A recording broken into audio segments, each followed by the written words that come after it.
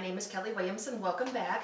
I always get a lot of questions about what do you do for Thanksgiving, and since it's the end of October, pretty close to the end of October, and November is just right around the corner, what I want to do is show you some vegan recipes that you can do.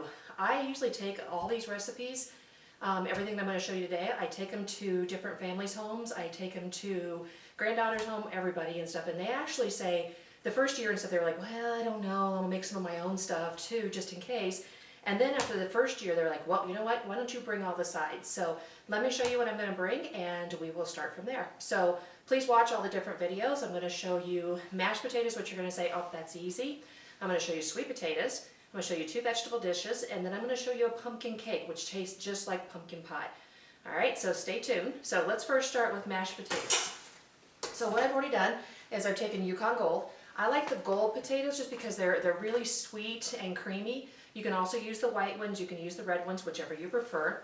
And what I did already is I cut them up into little chunks, and then I just put them on for boiling. So just to check them every once in a while, I just stuck a knife in there, just checked and see if they're ready, and these are all ready. So I strained them, just put them into a pot, and they're ready to go. I also, you're probably asking yourself, I did ask that what I did is I did take the skins off, or did not take the skins off, I left them on. So you notice here that the skins are still on. I just washed them really well. The skins are really, really good. And if you're like me and stuff, you like the potatoes with all the skins on. So I'm just going to dump those out. Big bowl.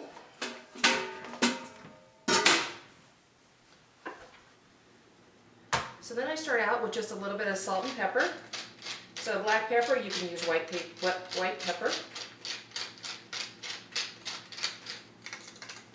A bit of salt.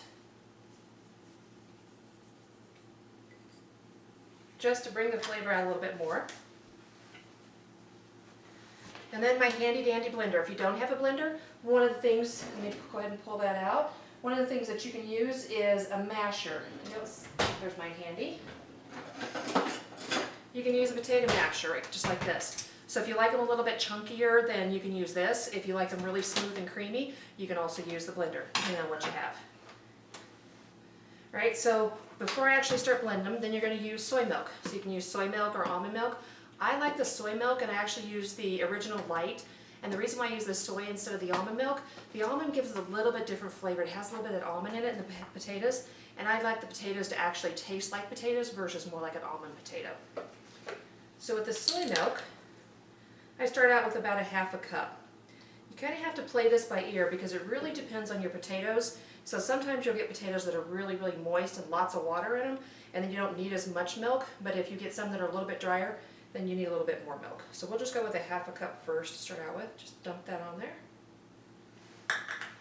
And then you start blending. Since it's not in the sink, it's probably going to be a little bit messy of a process.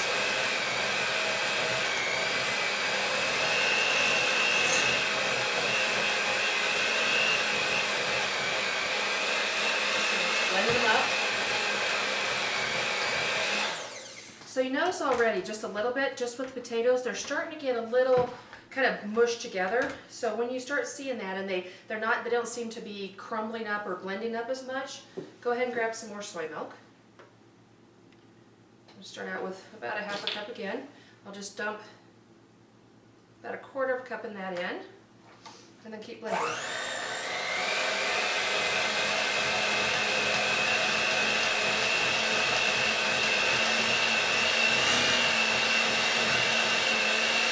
A little more milk. So as of right now, we've got about a cup of milk in there.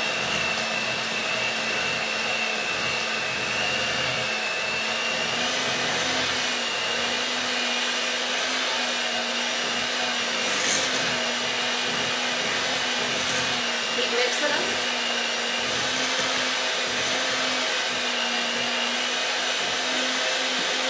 Add a little more milk. A quarter cup.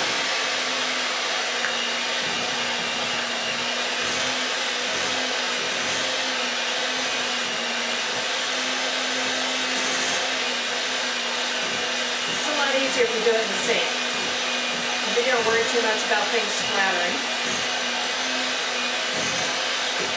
Another half minute.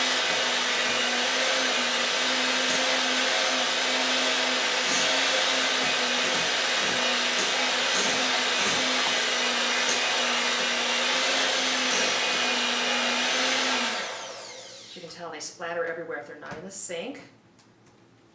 Let's put that down. All right, so then what you're going to want to do is you're going to want to taste them. Just grab a little spoon, taste a little bit of them. A little more salt and pepper. That way, if you don't put too much salt and pepper in the very beginning, you don't have to worry about it, because it's always easier to add than it is to take away. A little bit more pepper for flavor. A little more salt. And then you can blend it in if you want, or you just have a spoon, just go ahead and stir it in. Give it another little taste test. Perfect. Wonderful. So as you can tell, the Yukon Gold, they actually have a little bit of that yellow flavor. So if you wanted the really white, creamy potatoes, you could use the white ones, the russet potatoes. Like I said, I use a lot of the Yukon Gold because they're really plentiful in Colorado, and I just really like it because they're really sweet texture. So they're all ready to go, so let me go ahead and dish some of those up. These are really good too, so if you like to have mashed potatoes, as you can see here, this makes a lot of potatoes. And this was about, probably, if I was looking at size, this size here, this was about 6 of these. They were cut up, so washed and cut up. Put those in. And just to make them pretty, I'm going to add a little bit of parsley. Set it away for you.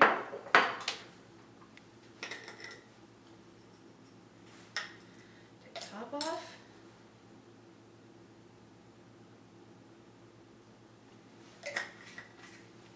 And if you're anything like me, nothing's better than homemade mashed potatoes. So there you go for the mashed potatoes. As you can see, it just takes you about 30 minutes or so to get them boiled. It takes you about 5 minutes to get them ready, and then you have them ready to go for the dinner table. So enjoy, and join me for the next video. Have a great day. Thanks.